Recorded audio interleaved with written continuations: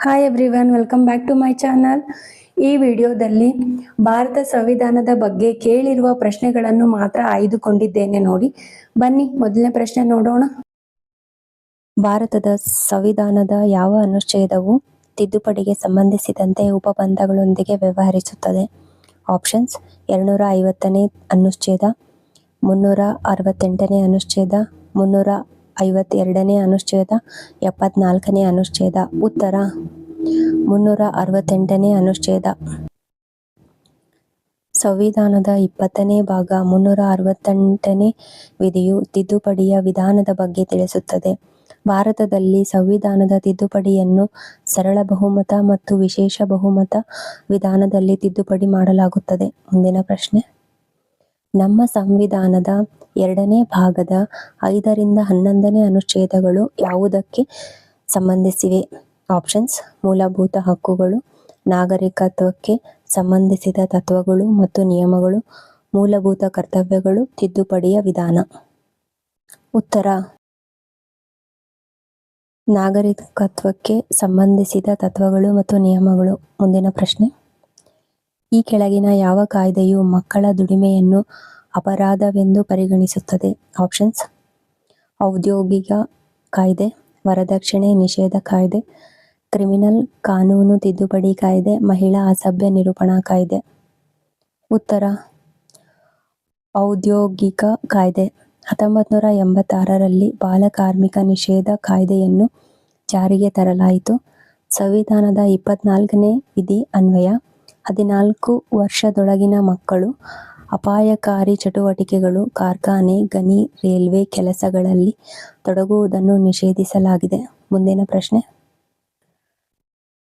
ಕೈಗಾರಿಕೆಗಳಲ್ಲಿ ಕಾರ್ಮಿಕರಿಗೆ ವ್ಯವಸ್ಥಾಪಕ ಮಂಡಳಿಯಲ್ಲಿ ಪಾಲ್ಗೊಳ್ಳುವ ಅವಕಾಶವನ್ನು ಈ ಕೆಳಗಿನ ಯಾವುದರಲ್ಲಿ ಕಾಣಬಹುದು?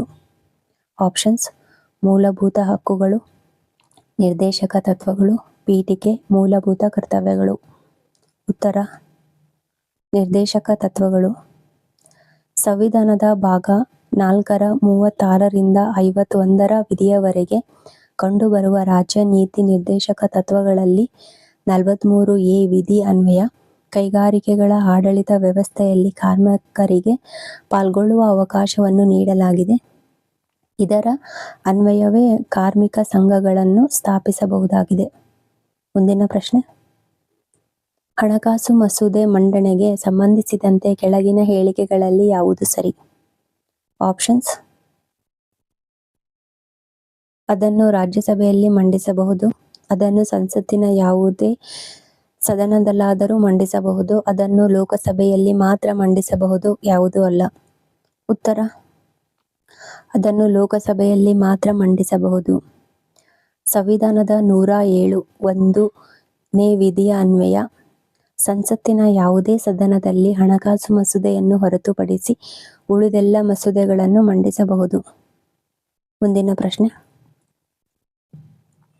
ಭಾರತದ ಅಧ್ಯಕ್ಷರ ಚುನಾವಣಾ ಪ್ರಕ್ರಿಯೆಯಲ್ಲಿ ಯಾರು ಭಾಗವಹಿಸುತ್ತಾರೆ?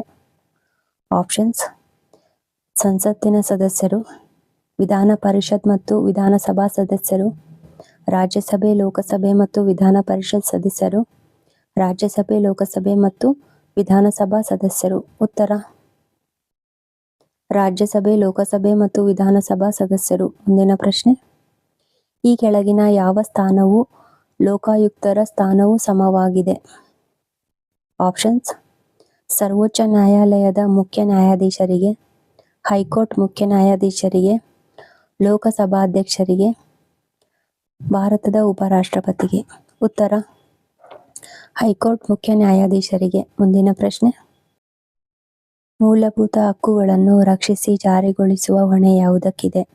ಆಪ್ಷನ್ಸ್: ಹೈಕೋರ್ಟ್ಗಳಿಗೆ ಮಾತ್ರ, ಎಲ್ಲಾ ನ್ಯಾಯಾಲಯಗಳಿಗೆ, ಸುಪ್ರೀಂ ಕೋರ್ಟ್ಗೆ ಮಾತ್ರ, ಹೈಕೋರ್ಟ್ ಮತ್ತು ಸುಪ್ರೀಂ ಕೋರ್ಟ್ಗಳಿಗೆ.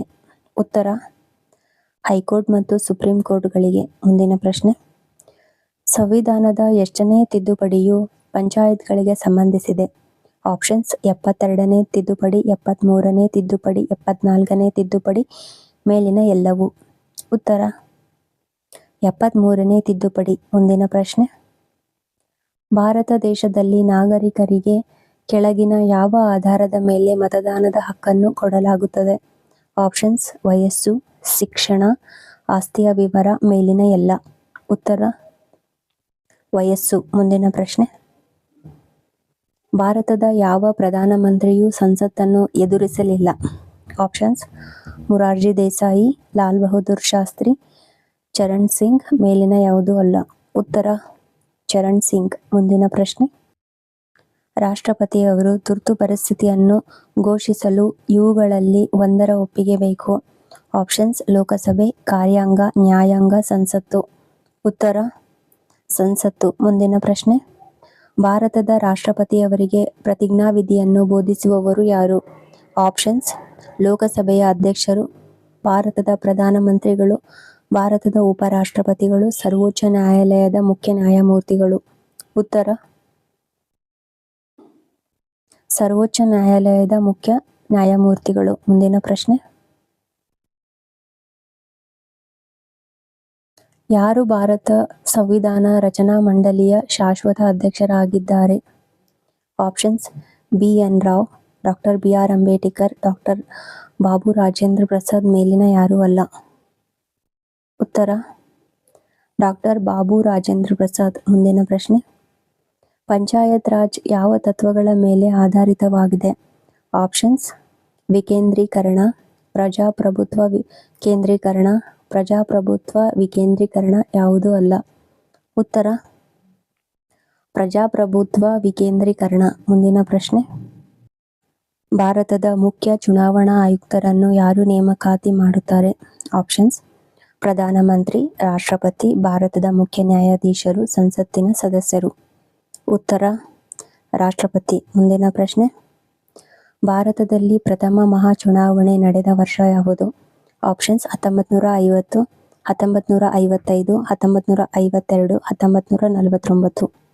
ಉತ್ತರ: 1952. ಮುಂದಿನ ಪ್ರಶ್ನೆ: ಸಂವಿಧಾನ ಯಾವ ಭಾಗದಲ್ಲಿ ಗಾಂಧೀಜಿಯವರ ತತ್ವಗಳನ್ನು ಅಳವಡಿಸಲಾಗಿದೆ?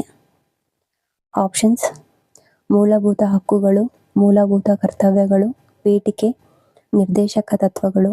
ಉತ್ತರ: ನಿರ್ದೇಶಕ ತತ್ವಗಳು. ಮುಂದಿನ ಪ್ರಶ್ನೆ: ಪತ್ರಿಕಾ ಸ್ವಾತಂತ್ರ್ಯವು ಭಾರತ ಸಂವಿಧಾನದ ಯಾವ ವಿಧಿಯನ್ನು ಆಧರಿಸಿ ರೂಪುಗೊಂಡಿದೆ?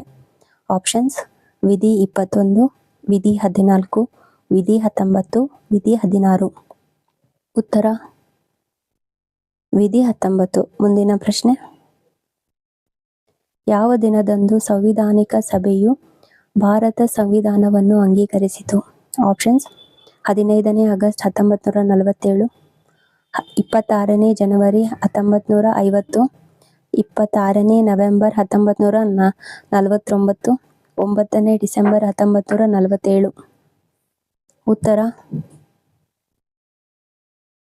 26ನೇ ನವೆಂಬರ್ 1949. ಮುಂದಿನ ಪ್ರಶ್ನೆ: ಭಾರತದಲ್ಲಿ ಲೋಕಸಭೆಗೆ ಮೊದಲು ಮಹಾಚುನಾವಣೆಗಳು ಯಾವ ವರ್ಷದಲ್ಲಿ ನಡೆದವು? ಆಪ್ಷನ್ಸ್: 1926, 1952, 1948, 1950. ಉತ್ತರ: 1952. 1952ರಲ್ಲಿ ಭಾರತ ದೇಶದಲ್ಲಿ ಮೊದಲ ಸಾರ್ವತ್ರಿಕ ಚುನಾವಣೆ ಜರುಗಿದವು. ಮುಂದಿನ ಪ್ರಶ್ನೆ: ರಾಜ್ಯಸಭೆಯ ಪದನಿಮಿತ್ತ ಅಧ್ಯಕ್ಷರು ಯಾರು? ಆಪ್ಷನ್ಸ್: ರಾಷ್ಟ್ರಪತಿ, ಉಪರಾಷ್ಟ್ರಪತಿ, ಪ್ರಧಾನಿ, ಉಪಪ್ರಧಾನಿ. ಉತ್ತರ: ಉಪರಾಷ್ಟ್ರಪತಿ.